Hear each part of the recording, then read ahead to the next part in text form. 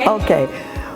When we moved here, it didn't take us long to realize that this was a town for old people, and people came here to retire or to soak in the mineral waters.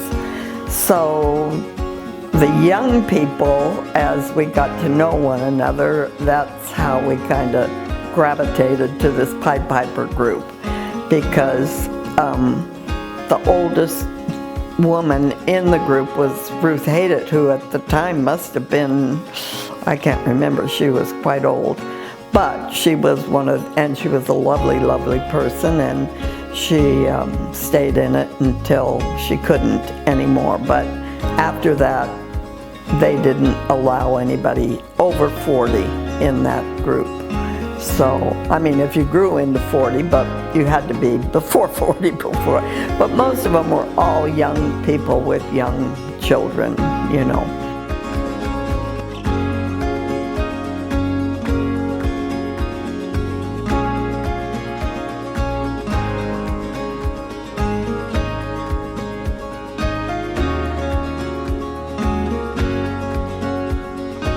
My name is Doris Thorson, and I was born in Fontana, California, 1938.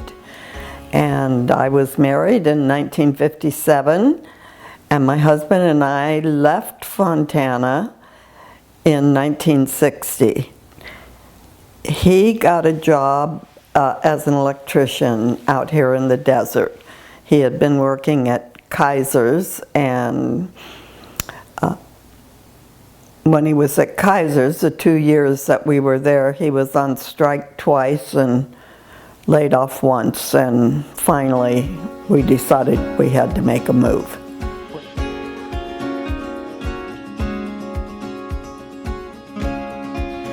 And they were hiring electricians in the desert through the union, the Riverside County Union. And that was in the summertime because they couldn't get electricians out here. Well, my husband drove back and forth to Fontana, to the desert. Sometimes he stayed in Palm Springs with other men that were working here also. But his employer liked him very much, and when the strike was over, he thought he would go back to Kaiser's. He was there one day and decided he'd made a mistake, and he called his boss in Palm Springs. We already had one child and we're expecting another in August, but we moved into the house on Palm Drive on, like I said, March 1st, 1960.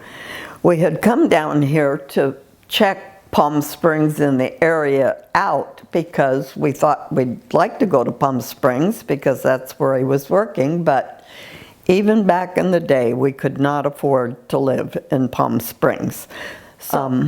There was a hamburger place there, and it was the only hamburger place in town, and now the name escapes me, but we loved that place. And we were in that house for about 5 years until we built our own home up in the Highlands on Deodar. And we owned that home for 40 years, from 1965 until I believe we sold it in 2000. However, we were not there a lot. We were renting it out. My son lived there for quite a while before we sold it. And then we left Desert Hot Springs to follow the Morris to Pinedale, Wyoming. And we were there probably about 32 years, but we were snowbirds. We didn't live there year-round because it was really cold, but we enjoyed it.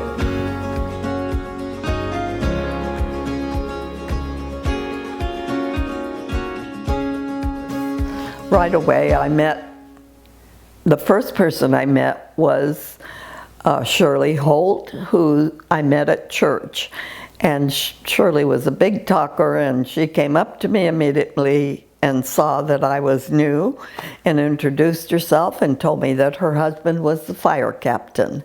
And they lived at the fire station, and they had 2 little boys. So she had 2 little boys and I had 2 little girls, and we became really good friends. But as the fire department works, I mean, he was on his way up and he soon got transferred someplace. I think it was Cherry Valley or something like that.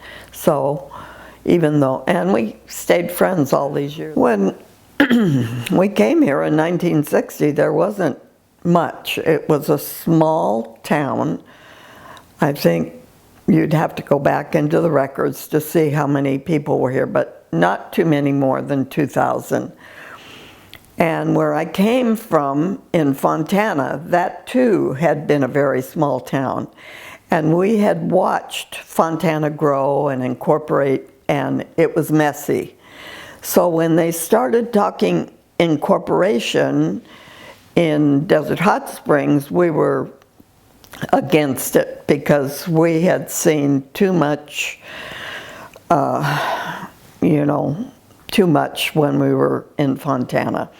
But we were involved, and our children were growing up here, going to school here. Of course, I was in the PTA, and almost all the young people were involved in whatever was going on in the town. And everyone, although once the politics got into it, then things changed a bit, sort of like things are today. Because they were trying to bring gambling to Desert Hot Springs. And we were very opposed to that, but there was a large group of people that were very much in favor of it. So it was not a good time. We had a newspaper, and I'll never forget him. He was not a good newspaper man. Doug Huff was his name, and he was a horrible man. And he was just, he did not like the Rotarians or any of the people that were involved in anything, and he did everything he could think of to bring us down. If one of the kids did something, he picked up on it and he immediately put it all over the front page. He was awful. And he did not help Desert Hot Springs at all during that time. He was just really not a nice man. So I think, I'm trying to think when Dennis and I left, I mean, we didn't leave, we just became snowbirds, but bought a place in Wyoming. But with the kids growing up, there was always something going on, and they were happy. My husband and a few of the other young men were instrumental in starting the baseball team.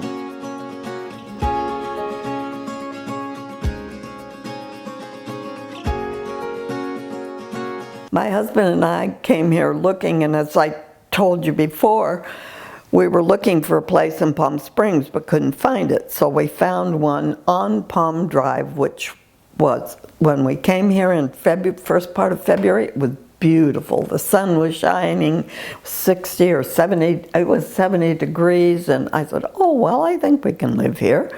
And so we moved in on March 1st, and the wind was blowing 100 miles an hour, and the sand was blowing, and the little house that I lived in, it was an old house, but it was 2 bedrooms and 1 bath, but there was like a front porch on it, and of course it was old, and the sand just came right through the windows.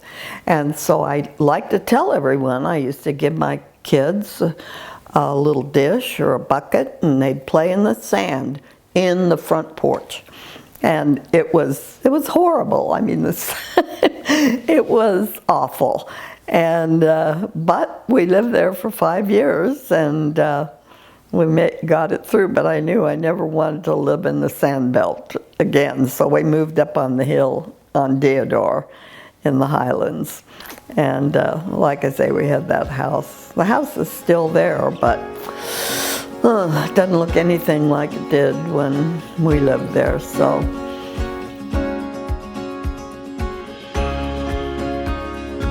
As soon as we got a little bit established,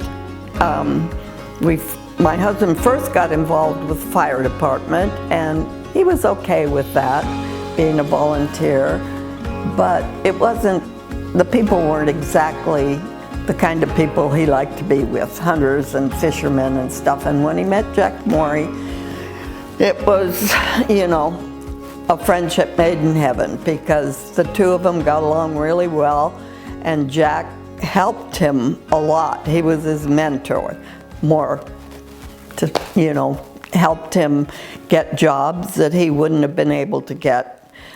And of course, by that time, we started getting involved. My husband got into Rotary.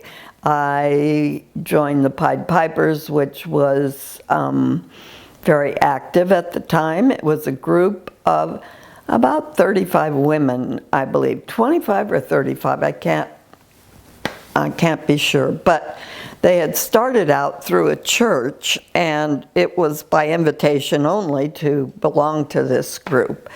And there was an opening, and I was asked to join. So I was very, very, very involved with that. At 1 year I was president, and my husband 1 year was president of Rotary, and like I say, we got very involved in the community. And Pied Pipers, their main charity was Angel View.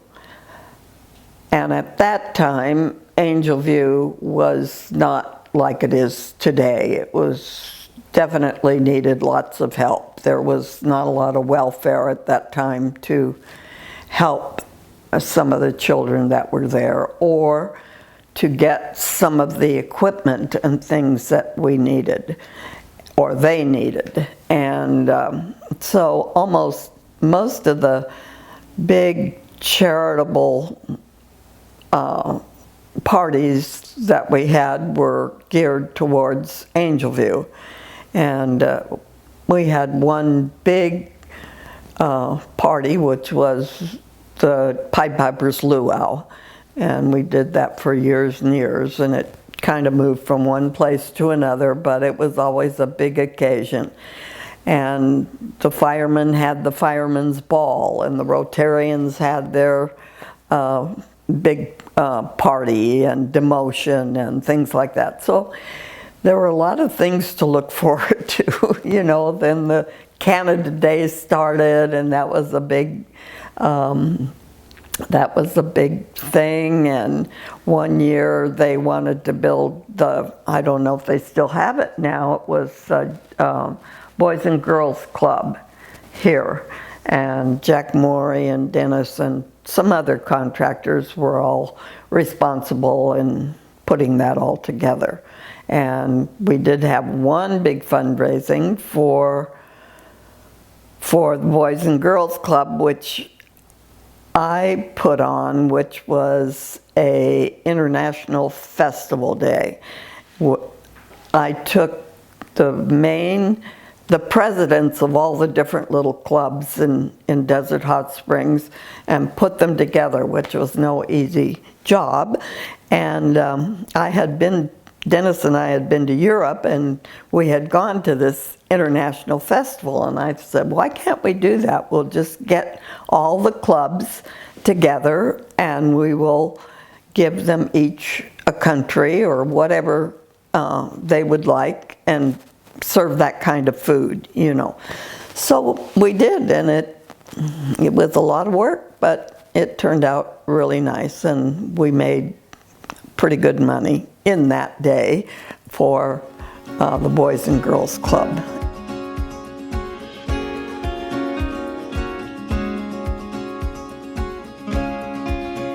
Another fun thing that we did at the local theater with the help of Ellen Travolta.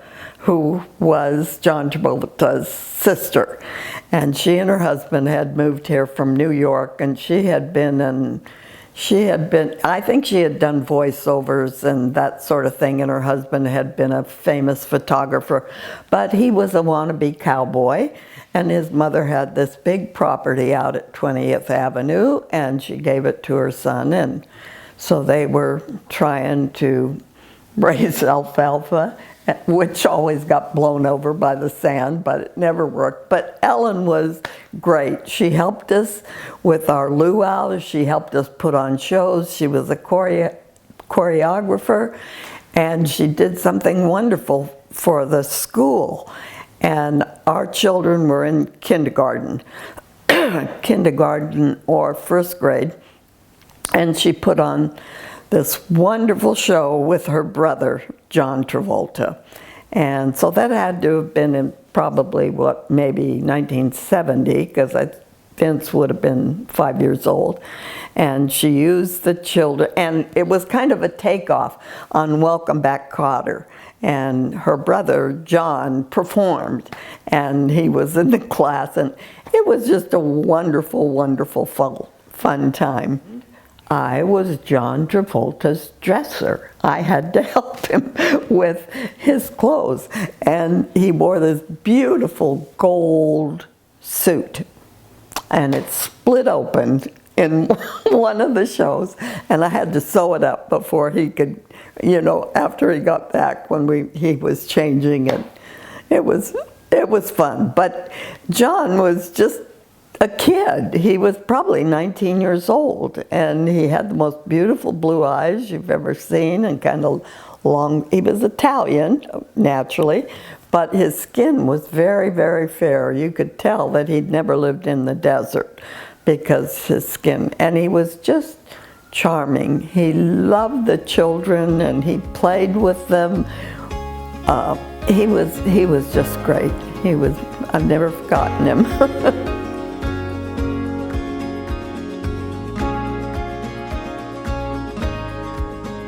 There was no Wardman Park during that time, and so the Rotarians got together and they helped build that park along with the city.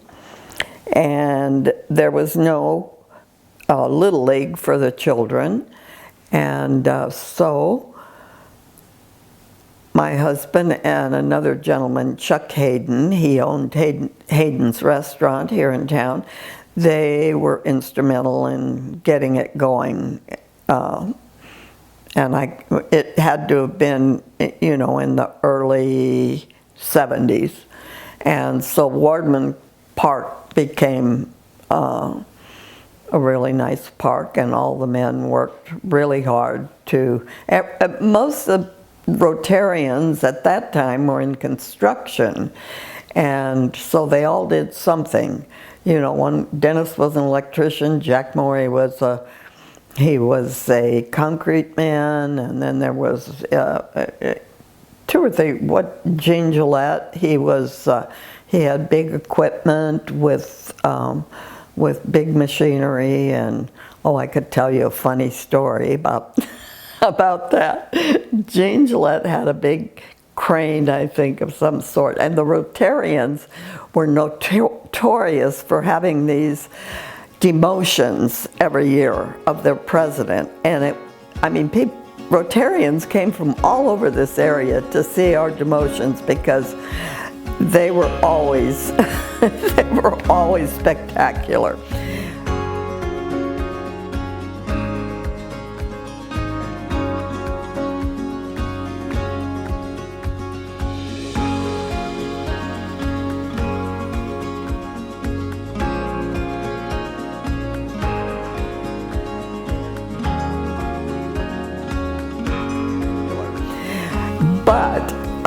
But this had nothing to do with the demotion, but one of the men in Rotary, Herb Lopez, who owned the local liquor store, he lived right down below where Dennis and I lived, and he had a big, huge rock in his yard.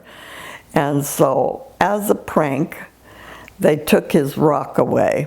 while everybody was gone, and he loved that rock. And they I think it's still there in Wardman Park. They cemented it in to Wardman Park, and oh my goodness, that was a big deal. But anyway, he got over it, and they got him a new rock. So, but that's the kind of thing that they did. Fun. We had a lot of fun here. We did.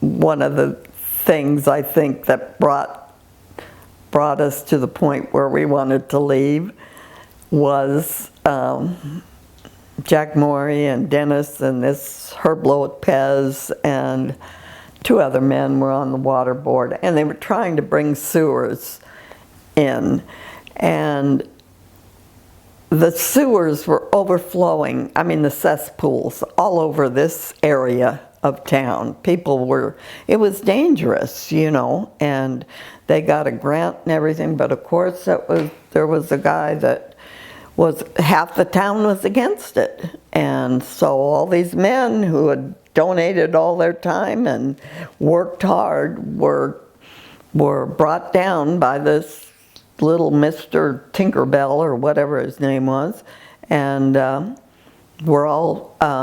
they were all taken off the water board. The older population of the town were sure that their taxes were going to go up big time if that happened, and that's how they got people to vote. And like I say, they were split almost down the middle when the vote came, but like I said to my husband, I said, you only got 7 votes less than you got when you were elected, so it's not a big deal. But the men they were upset because they put their, you know, they put their businesses on hold.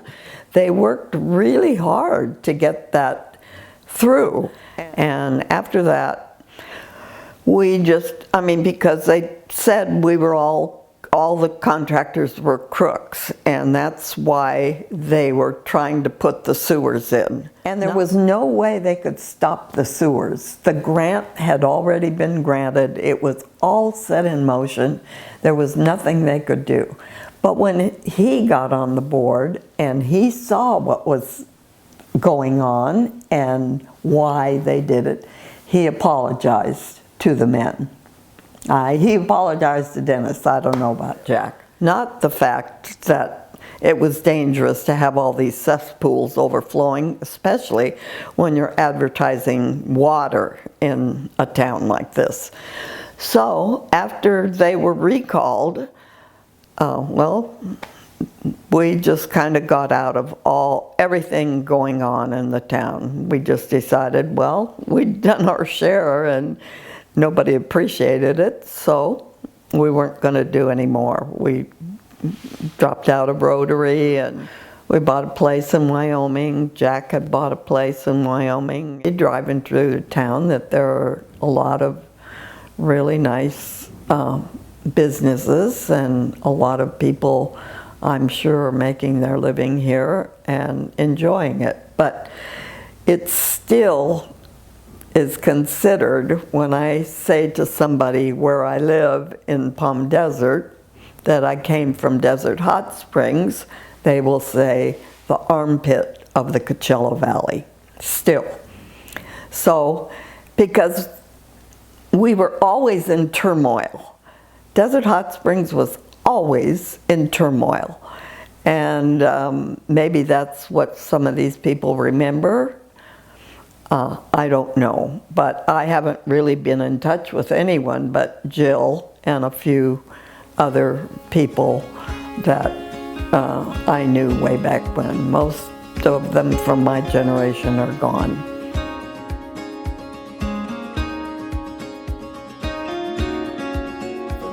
Old guy that was kind of just lived out in the desert, and he'd round up all these donkeys, and then they'd form teams with sponsors. And so you had to they'd shoot off a gun in the middle of town. Everybody had their donkey and had to hang on to it and go all the way to Indio with it.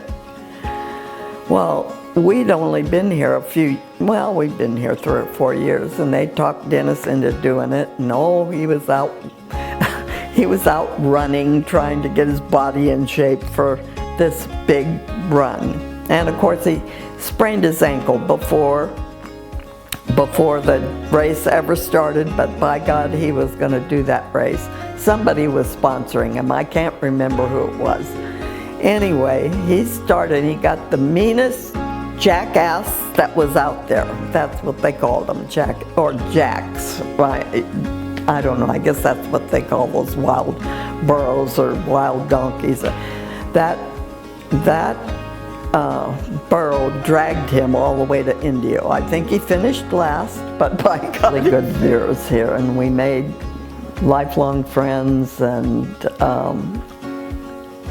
it was a good place to bring up children, and I don't regret any of it.